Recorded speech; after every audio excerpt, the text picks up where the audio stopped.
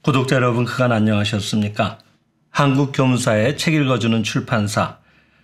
오늘은 인류 무죄선언 세 번째 시간으로 제1장 잠재의식의 작용의 연속을 읽어드리겠습니다. 신벌이 아닌 마음의 법칙. 벌레에 쏘인다거나 병이 나는 것이 우리를 반성시키기 위해 신이 내리는 신벌인가 하면 그것은 유유상종, 즉 끼리끼리 모인다라는 마음의 법칙에 의해 그리 되는 것이지 신이 인간을 벌하는 것은 아닙니다. 염, 즉 생각이라는 것은 상징적으로 전개되어 그 염에 유사한 형, 즉 형태를 현상계에 구체화시키기 때문에 악념에 대하여 신이 직접 벌하거나 그 사람이 벌을 받는 것은 아니지만 그 악념을 내보낸 사람의 육체와 환경에 그 악념의 내용과 걸맞는 것이 모양으로 화하여 실제 현상으로서 나타나오는 것입니다. 생장의 집에서는 신벌은 없다고 단언하는데 그러면 내 병만 고치면 그만이고 남은 아무래도 좋다 하고 이기적이고 배은망덕한 행위를 서슴지 않는 사람이 나올지도 모릅니다만 그런 사람의 주위에는 같은 부류의 배은망덕하고 이기적인 사람들이 모여드는 것입니다. 배은망덕한 사람에게는 배은망덕한 사람뿐만 아니라 배은망덕한 사건까지 모여듭니다. 배은망덕한 사건이란 어떤 사건인가 하면 좋은 결과가 나오리라고 열심히 그 일에 정성을 다하고 있어도 좋은 결과는 나오지 않고 자기의 노력에 대하여 배은망덕한 결과, 즉 배신적인 결과가 초래되는 것입니다. 이런 사람은 흔히 말합니다. 반드시 된다는 자신을 가지고 정성을 다하면 어떤 일이라도 성취된다고 생장의 집에서는 말하지만 이번 일에 나는 자신을 가지고 정성을 다했는데도 실패했다. 자신감과 한 가지 일을 끝까지 관철하는 정성은 일을 성취시키는 요소이기는 하나 그저 그것만으로는 반드시 일이 성취되지는 않습니다. 자신을 배반하지 않고 노력을 배반하지 않는 결과를 얻으려면 자기 스스로가 배신적인 마음가짐과 행위를 하지 않는 것, 곧 배은망덕한 마음을 갖지 않고 배은망덕한 행위를 하지 않아야 하는 것입니다. 은혜를 배반하는 마음은 어디서 생겨나는가 하면 대개 물질욕에 사로잡히는 데서 비롯됩니다. 은혜를 안다고 생각하고 또 감사하고 있다고 여기더라도 물질을 내주기는 아깝다.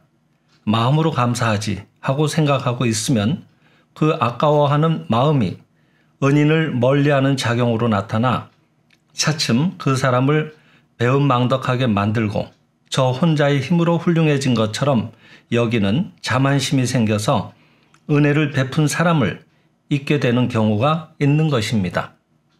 그렇게 되면 자기는 진리를 충분히 깨달은 것으로 여기고 신상관도 열심히 하며 자신과 열의를 가지고 사업을 하는데도 아무래도 사사건건 자기를 배신하는 결과가 나오게 됩니다.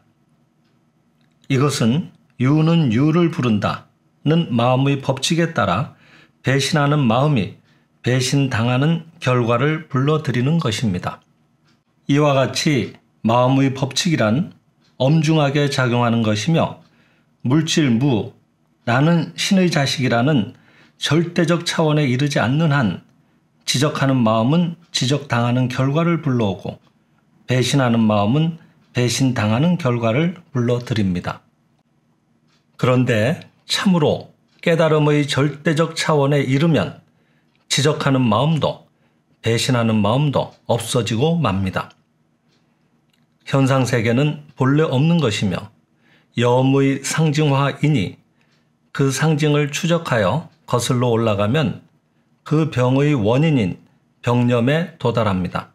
신의 형벌이라면 보다 분명한 모양을 띠겠지만 상징으로 나타나기 때문에 분명히 그것을 알아차릴 수 없는 경우가 많습니다. 전번에 도쿄의 지우로 코피가 자꾸 나와 사람의 길, 그 당시 일본 신흥 종교의 하나라고 하였습니다. 그 사람의 길의 교조에게 신의 계시를 청한 분이 있었습니다. 그렇게 해서 받은 계시는 이것저것 일에 대해 너무 지나치게 따지는 성질이 있으니 그 점을 고치라는 것이었습니다. 이분은 그 계시를 헉 고맙게 여기고 그대로 실천하려고 결심했는데 그 후로는 코피가 나오지 않았다는 것입니다. 또 이분은 어느 날 무릎이 벗겨지는 상처를 입은 데다 한 마리의 벌에게 팔뚝을 쏘였습니다.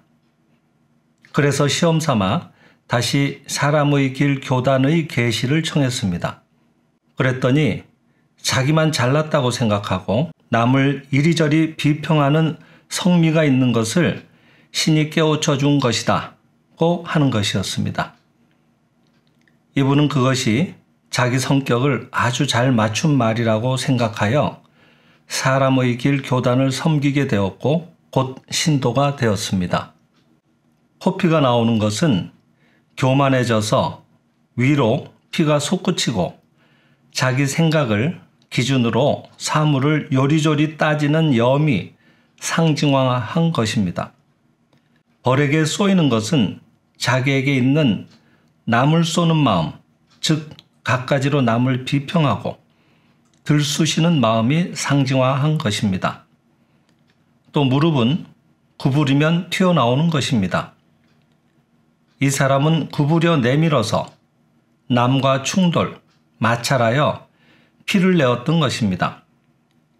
이것저것 남을 비평하고 자기가 굽어져 있어도 그것을 깨닫지 못하며 자기가 잘난 것으로 여겨 남과 충돌하는 성미가 이 사람에게는 있기 때문에 그 염의 상징화로서 그런 상처를 입은 것입니다. 병은 신이 가르쳐 보이시는 것이라는 것도 천리교에서 이는 신이다고 하는, 즉 이치는 신이다고 하는 이 곧 생장의 집에서 말하는 마음의 법칙을 안다면 사람의 길의 교조가 아니더라도 누구나 이런 판단은 내릴 수가 있는 것입니다. 모르겠으면 신상관을 하여 정신을 통일하고 신에게 기원하며 자기를 맑게 하면 반드시 신의 계시가 떠오릅니다. 신의 계시를 받는 방법은 생명의 실상 전집 제8권 관행편에 있는 무한지혜를 감수하는 길을 참고하시면 좋습니다. 사람의 길에서는 염이 구상화하는 법칙을 가르치지 않고 교조에게 의지하여 자기의 마음가짐의 잘못을 지적받습니다. 생장의 집에서는 지우들 각자가 마음의 법칙을 아니까 지우 각자가 모두 사람의 길 교조와 마찬가지여서 자기 환경을 보고 자기가 걸린 병을 보아 자기의 마음의 잘못을 깨달을 수 있습니다. 잘못을 깨닫는 것만이 아니라 고치려는 정성으로 성전을 되풀이 읽고 신상관을 거르지 않고 한다면 자연히 병도 낫는 것입니다. 선인은 왜 병에 걸리는가? 선인만큼 죄악감에 예민하여 죄를 두려워하고 있는 사람은 없습니다. 세간에서는 자주 신이 이 세상에 존재하는데도 선인이 어째서 병에 걸립니까? 라고 말하는 사람이 있습니다. 만약 이 세상에 신이 있다면 왜 저렇게 선량한 도덕가가 병에 걸립니까? 라고 반문하는 사람이 있습니다. 인간의 길에서 당신은 마음가짐이 나쁘기 때문에 병에 걸렸다고 하니까 반항하고 천리교에서 인연이 깊기 때문에 병이 되었다고 하니까 반항하며 나를 마음가짐이 나쁘다든가 업이 두텁다든가 하고 여러 가지로 말하지만 나는 선인이다. 절대적인 선인은 아닐지 모르지만 보통 사람보다 나쁜 일을 한 기억은 없다. 그런데 저기 있는 놈은 대단히 악한 놈이어서 나로서는 도저히 할 수 없는 나쁜 일도 유유히 해치우는데 저렇게 건강하지 않은가? 저런 악인이 건강하게 잘 지내는데 선인이 병에 걸리다니. 이런 세계에 신이 존재한단 말인가 하고 반항한 무신론자가 있었습니다. 이 무신론자의 이론은 일면에서 보면 지극히 당연한 것입니다. 신이 신벌을 내려주신다면 좀 더 공평하게 내려주셔야 할 것입니다. 그러나 신은 결코 죄를 벌하는 식의 일은 하시지 않는 것입니다. 신은 무한한 사랑인 것입니다. 성서의 마태복음 제5장에서는 하나님이 그 해를 악인과 선인에게 비추게 하시며 비를 의로운 자와 불의한 자에게 내리우심이니라 라고 쓰여 있는 것입니다. 이와 같이 모든 것을 평등하게 사랑해 주시는 분이 진정한 하나님이다 라고 예수는 설교하고 있습니다. 이처럼 지인 지혜, 즉 지극히 인자하시고 사랑 깊은 무한한 사랑을 가지고 계시는 신이 우리가 좀 실수했다고 해서 저자에게는 계시를 내려줄까? 저자에게는 천벌을 줄까? 하며 잔혹하게 폐병이나 척수병에 걸리게 하실 리는 없는 것입니다. 또 만약 계시를 주시는 것이라면 누구도 이해할 수 없는 계시를 주실 리는 없는 것입니다. 어떤 마음가짐이 나빴기 때문에 그런 심벌을 주시는 것인지 알 수가 없고 폐병이나 척수병에 걸리더라도 세계에 단 한 사람밖에 없는 교단의 교조가 아니면 그 의미를 알 수 없는 계시를 해서 그 계시의 의미를 알고 싶으면 돈을 가지고 교단에 들어가라고 하는 그런 심사고약한 계시를 하실 이유가 없는 것입니다. 신은 결코 그런 심사가 고약한 일은 하시지 않습니다. 또 신은 결코 벌을 내려주시는 것은 아니라고 생장의 집에서는 보고 있습니다. 하나님은 결코 우리들에게 벌을 주시지 않지만 우리들 마음에 있는 죄의식이 죄 지은 것에 대한 공포가 삼계는 유심소연이라는 원리에 의해 형태로 나타나 육체가 병에 걸리거나 불행해지거나 또는 재난을 당하는 식으로 나타나온다고 합니다. 그렇기 때문에 삼계는 유심소연이라는 원리를 알면 어느 교단의 교조가 아니라도 자신이 만인의 병이나 불행을 보고 어떠한 마음의 잘못 때문에 이 병이나 불행이 일어났는가를 알 수 있는 것입니다. 이 삼계는 유심소연이라는 이치를 가르치는 곳이 생장의 집입니다.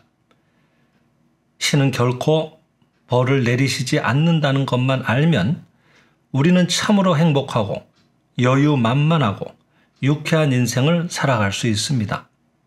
이것이 다른 종교, 위협적인 종교와 생장의 집의 다른 점입니다. 청빈예찬. 청빈예찬의 마음과 밀접하게 관계되어 있는 것은 죄의 관념입니다. 죄는 고통을 겪지 않으면 보상되지 않는다는 것이 인류의 통념으로서 이 인류의 통념 관념 때문에 죄를 정화하기 위한 자기 처벌의 한 방법으로서 많은 사람들의 잠재의식은 자기에게 가난, 병, 불행, 재난 등을 끌어들이는 것입니다. 나는 청년 시절에 대봉교에서 그 기관 잡지나 기관 신문을 편집했습니다. 지금 대봉교는 애선원이라 불리는데 생장의 집에서 망교 귀일, 즉 망가제의 가르침은 하나로 귀일한다는 그 망교 귀일이라고 일컫는 것을 망교 동근이라고 말하며 각 종교와 좋아하는 가르침으로 전향해 가는 듯 합니다만 당시에는 그 교조의 글에도 지진 내화, 즉 지진과 천둥과 번개의 비를 내려서 평정시키라고 했듯이 신의 마음에 들지 않는 자, 죄 있는 자 등에게는 대단히 위협적인 신벌의 종교였던 것입니다. 뿐만 아니라 최후의 심판에서 죄 있는 자가 지진이나 번개 등의 천재지변으로 모두 죽음을 당하는 날 1922년 5월 5일에는 미륵의 세상이 온다고 해서 그 직전에 죄인을 일수하는 큰 천변지변이 온다는 예언이 있었습니다. 나는 바로 수년 앞으로 다가선 이 최후의 심판의 날에 살아남을 수 있을 만큼 죄를 정화시키고 싶다고 어느 때는 단식하고 어느 때는 수행, 즉 찬물에 들어가서 수행을 하는 걸 말하죠. 수행을 하고 특히 가난을 일부러 구하고 있었습니다. 그렇지만 단식이나 수행이나 가난으로는 죄가 사라지는 느낌은 아무리 해도 일어나지 않았습니다. 대체 죄는 어떻게 하면 사라지는 것일까? 죄란 어떤 것일까? 죄의 본질은 어떤 것일까? 대본교의 신에 의해 기일이 예고된 최후의 심판의 날을 앞두고 나는 이런 문제에 대해 진지하게 생각하지 않을 수 없었습니다. 그리고 마침내 신벌의 신을 부정해버리고 신은 사랑이고 선이며 전부의 전부니까 죄라고 하는 것을 신은 만드시지 않으니까 죄는 존재하지 않는다고 하는 일대 진리에 도달한 결과 지금까지 죄를 보상받기 위해서는 자기를 자승자박 스스로 묶는 걸 말하죠. 자승자박해서 고통을 겪지 않으면 안 된다고 하던 생각을 잠재의식으로부터 뿌리 뽑게 되었습니다. 그리하여 가난하지 않으면 천국에 갈 수 없다고 하는 잠재의식이 나의 마음속에서 뿌리 뽑히고 나는 간신히 넓고 넓은 세계로 나왔던 것입니다. 그와 함께 지금까지 한 푼의 인세도 원고료도 받을 수 없었던 책을 15년이나 지난 뒤에 출판했더니 수십만 부나 팔려서 나에게 무한 공급의 풍부한 생활이 실현되기에 이르렀던 것입니다. 공포심을 자아내는 종교는 사교. 예를 들면 여기에 선 하나를 긋는 경우 자를 대고 그으면 바르게 그을 수 있습니다. 그러나 그 선이 곱게 그어졌다 하더라도 그것은 자가 기계적으로 그은 것이며 인간이 자유롭게 그은 선이 아니므로 정령 예술미가 있는 선이라고는 할 수 없는 것입니다. 그것은 그렇게 되게끔 만들어진 자 때문에 곱게 그어진 것이며 거기에는 생명이 없기 때문입니다. 생명이 없는 곳에는 선도 아름다움도 없습니다. 다소 굽기는 해도 손으로 그은 거기에 정말 인간의 생명이 나타나 아름다운 선이라는 것이 생기는 것입니다. 인간의 도덕적 선이라는 것도 마찬가지로서 어떤 사람이 본다면 약간은 탈선한 것으로 보일지도 모릅니다. 레일 위를 달리는 기차처럼 바로 걸을 수는 없을지 모르나 우리의 행동이 정말 자유롭게 취해지도록 맡겨지고 왼쪽으로 가건 오른쪽으로 가건 자유이며 더욱이 자유의지의 발로로서 도리에 어긋나지 않는 생활을 할 수 있을 때 그제야 그 사람은 도덕적 선인이다는 말을 할 수 있게 되는 것입니다. 세상에는 간혹 신벌을 주장하고 신시를 내세워 공포심을 자극하여 선한 행위로 인도하려는 종교가 있습니다만 공포심을 이용하여 무조건 어떤 행위의 실행을 강요하는 종교는 인간을 비굴하게 하는 종교이며 사교라 하겠습니다. 인간을 비굴하게 길러 놓았을 때 공포심을 조금이라도 자극하면 정조라도 제공하며 신벌이나 죄업, 인연 등으로 위협하면 신자에게 얼마든지 헌금을 강요할 수도 있습니다. 어떤 부류의 종교는 정말 이런 짓을 하고 있는데 참으로 올바른 종교란 인격의 자유와 무해, 즉 두려움이 없는 것을 가르칠 수 있는 것이어야 합니다. 인간의 본성은 원래가 청정하고 원래 죄 없으며 어떤 사물로부터도 위협이나 협박을 받지 않는 것입니다. 신성, 불성이야말로 자신의 것임을 가르칠 수 있는 종교여야 합니다. 이와 같은 믿음은 현 시점에서 생장의 집을 두고는 거의 없다고 하겠으며 현재의 모든 종교는 어떤 형태로든 신자를 위협함으로써 교단의 유지비를 얻고 있는 것입니다. 어쨌든 누군가 사람을 인도하는 경우에 공포심을 자아내는 방법에 의해 선으로 인도하려고 하지만 이렇게 행해지는 선은 참된 선은 아니므로 인간을 참으로 선인답게 할 수는 없는 것입니다. 네, 오늘은 여기까지 읽어드렸습니다. 감사합니다.